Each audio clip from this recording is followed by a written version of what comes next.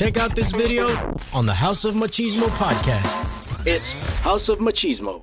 It's Hispanic Heritage Month, by the way. I hope you guys didn't realize that. So I kind of wanted to talk a little bit more of a serious thing. I don't know if you guys knew who Santos Rodriguez was. And so I didn't know for many years until somebody told me.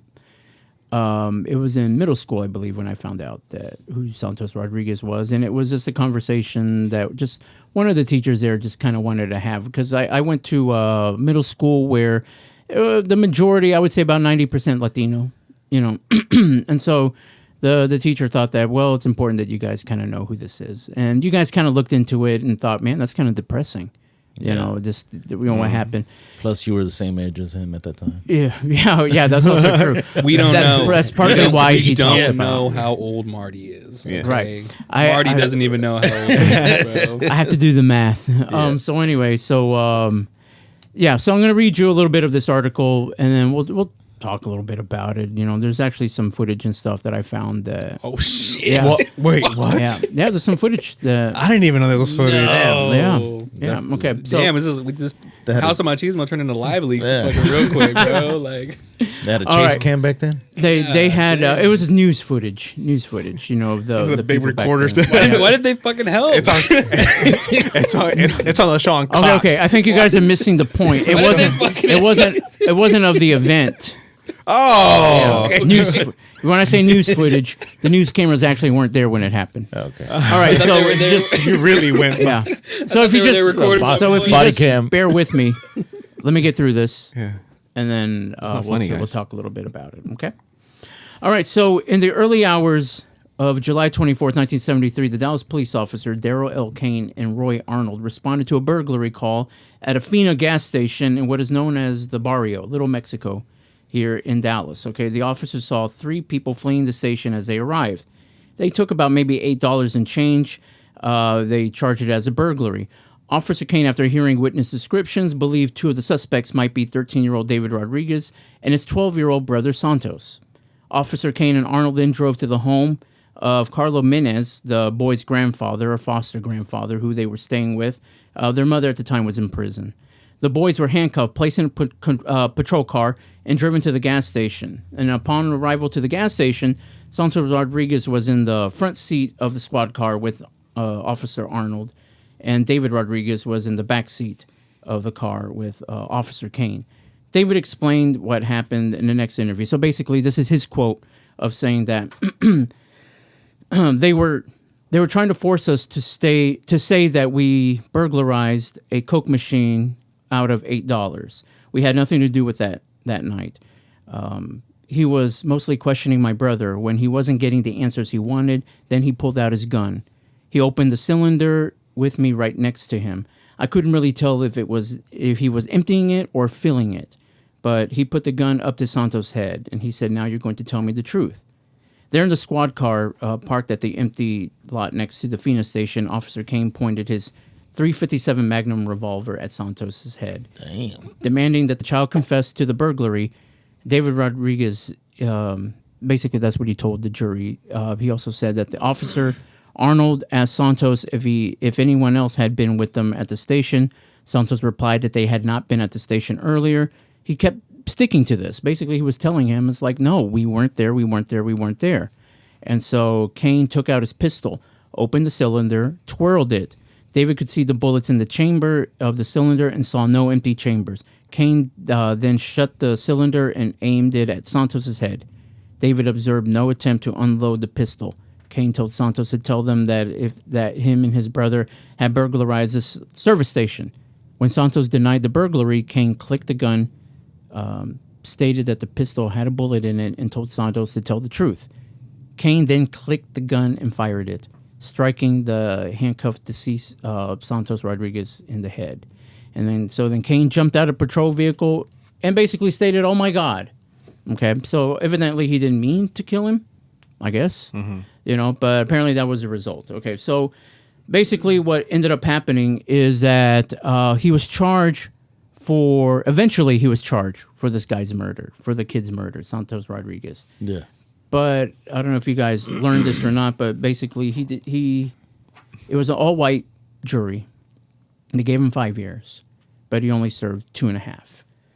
And so apparently that started like this whole, big old uproar, in the community about this kind of stuff. It's like, this doesn't make sense. Had it been someone else, obviously, there would have been there would have been like a lot more of an outrage. But this kind of brought the Latino community together because whose phone is that? How dare they interrupt me? I'm speaking. Oh, it's child abduction. Yeah. Yeah. Okay. Well, you know what? Right now. Yeah. Boy. Don't say anything negative. I feel bad now. Yeah. All right. Well, then let's just go to the video here. How about that? Let's just go to the video that eventually it'll play because it's got to warm up a little bit. Stalling for time. It's old. And while that loads, I knew of it because of we have the same last name, so I was like, and that's why I heard the story too. I'm like, oh, growing up. Yeah. And I totally forgot about it. And so I'm like, holy crap. I was like, shit. And then I found out he only had 2 years in the hell. Like, what the fuck? I'm like, this was just murder somebody. About 2:45 this morning, this Phoenix service station at 2301 Cedar Springs was the scene of a burglary. But the events that followed caused this to be no ordinary burglary. It resulted in the death of one young boy and a murder charge filed against a Dallas policeman. Why is that mic so little? Well, actually, that's a very expensive microphone. Shit. Yeah. In fact, I want to get one very similar to it, actually. But anyway. Well, now these days, you seem like big ass ones, Oh, you want to hold a big microphone, huh, Marty? Yes, with 2 hands. Oh, boy. So anyway, so back then, even Houston was going through similar problems, okay? So even bigger, some might say bigger problems, especially with the police department back then. So back in that day, in that year, there were only 500 DPD officers employed. Nowadays it's about maybe 3,000 or so. So out of those 500, only 3 were Latino officers out of the 500. So definitely it was a very big imbalance, how any of this actually, in the community. And now, which is good nowadays, like I said, there's about maybe 3,000, a little over 3,000 police officers. Half are colored, which is good. About half of the police officers are either black or Latino or whatever. And then maybe about 27% are Latino officers, which it's good. I think it kind of gives, I know that there was, I know a couple of people that grew up, they were around the same age as this kid, and they actually went off to become police officers so they can make a change, And so for something like that, to happen, and it's like a bad stain, I guess if you call it, in Dallas, and a lot of people really don't know about it. A lot of people, they'll hear about it secondhand, and for years I never really even seen news stories about it up until recently, where officially the police chief for Dallas, who's also Latino, apologized to his mom. Actually apologized on behalf of that. I was like, really? Oh. Yeah. So this guy just served 2 years and a half, and that's it. Yeah. It's like that chick who shot that Dante Wright kid. How she was like, taser, taser, taser, but she knew she was fucking holding her pistol and popped him. This guy's talking about he's like, he didn't mean to shoot him. Hell yeah, he did, bro. He fucking pointed a gun at this kid. For very uncalled for, very like, what the hell is going on? It's like the thought that you can do something like that. Nowadays, nowadays there's protocol to follow, especially when you're gonna interrogate a minor. There's all these protocols that are put into place that have to follow, and showing up to someone's house, dragging them out, putting them in the back of a police car, is not part of the protocol. But then also doing something like that, it's like taking something to the very extreme. It's just not. To me, I'm speechless about it. And when I told you guys, like, hey, this is what we're going to talk about, I started thinking, well, like, why are we talking about it? But for me, it's like it's basically a history lesson. What is it, Little Mexico? The area over there. What is it? It's like. Now it's like families were pushed out over the years. It used to be like all these small homes and stuff, and now it's just like all these high-rise buildings and Latinos are just basically pushed out of there. It was a nice chunk of an area there, and now it's just nothing but businesses and high residential area that, obviously certain people, like, i.e., they call it the barrio. Basically, that's what it was nicknamed. They can't afford to live in those places, so basically they just sold off, forced out. And now they're turning out Oak Cliff. They turning out Arts. They're turning for the listeners. Tell where the barrio's at. It's going to be somewhere around like the Oaklawn area, Ross Avenue. Harry, it runs right down Harry Hines and stuff.